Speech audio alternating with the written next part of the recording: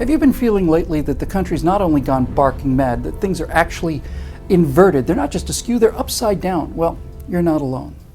This is Andrea Yearwood from Cromwell High School in Connecticut. Andrea recently took first place in the 100 and 200 meter events in the women's division. Now, if you think this video is about the transgender phenomenon, well, it's not. It's much bigger than that.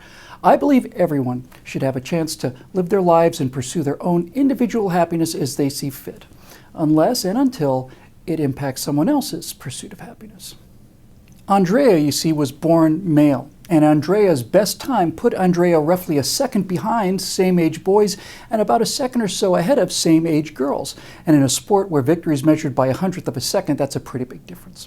Now, Andrea handily beat all of the competition, all right, and the reason that Andrea handily beat the competition is because Andrea identifies as a girl. And since Andrea identifies as a girl, Andrea deprived dozens, if not scores, of competitors who do not identify themselves as girls because they are girls. Andrea's mother, Ngozi Njani, had this to say to the athletes and their families who felt cheated by Andrea's biological advantages when it comes to track and field.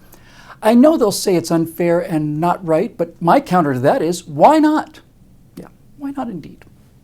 She's competing and practicing and giving her all and performing and excelling based on her skills. Let that be enough. Let her do that and be proud of that.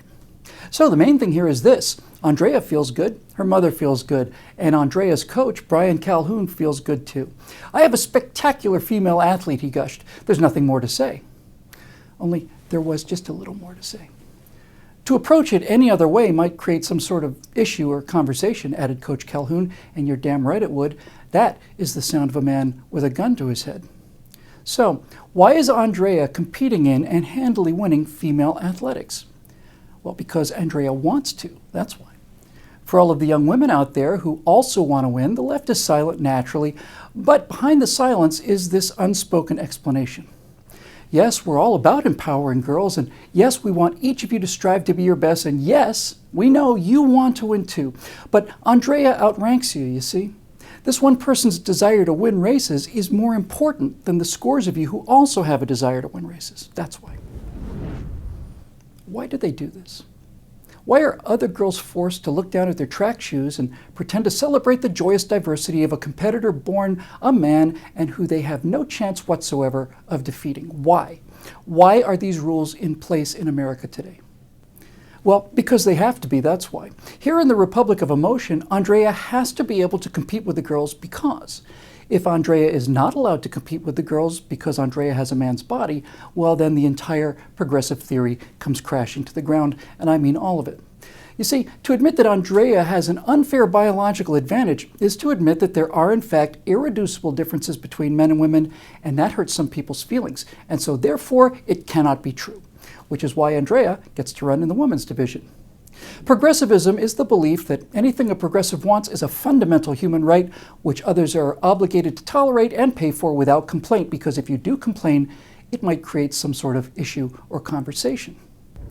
Therefore, the fact that many high schools and virtually every college in America there has hundreds or thousands of teenage boys who run the 100-meter dash faster than the fastest woman alive, well, that's evidence that external reality not only exists, it also doesn't care about how much someone wants something to be true, and therefore external reality must be destroyed.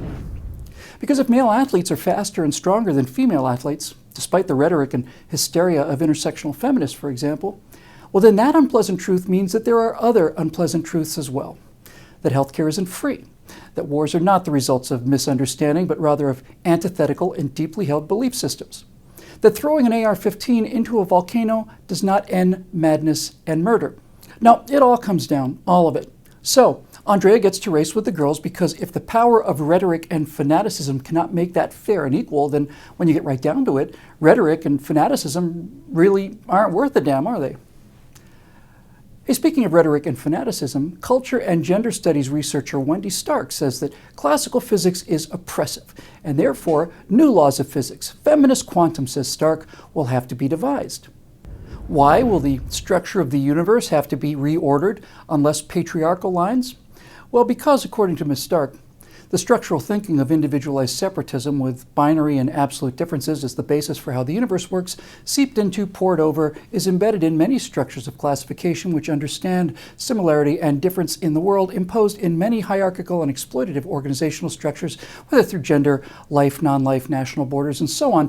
Part of this absence is the frequent subsuming of intersectional identities under supposedly encompassing meta-identities more readily recognized by or as hegemonicized groupings. Hegemonicized groupings. I'm not smart enough to really understand it. It's like E equals MC squares. It's only smarter because there are bigger words and there are a lot more of them. Now, that's how physics works here in the Republic of Emotion. Not every action has an equal and opposite reaction, but rather every non-hierarchically determined community-based mobilizing event has a fully equal, diverse, and joyous reaction that may at times seem to be non-consensual to the pervading artificial direction matrix applied by patriarchal white supremacists as a result of their racist privilege.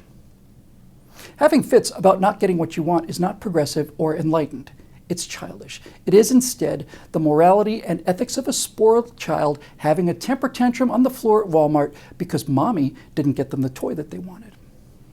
And if they keep it up, these people may soon discover that they are poorly equipped to survive in a world where law and reason are abandoned at the starting line because, despite our very best wishes, hundreds of airplanes have crashed into mountains and the mountain wins every time. We need your help to keep these messages coming. If you want to help us make a difference, please go to billwhittle.com and become a member.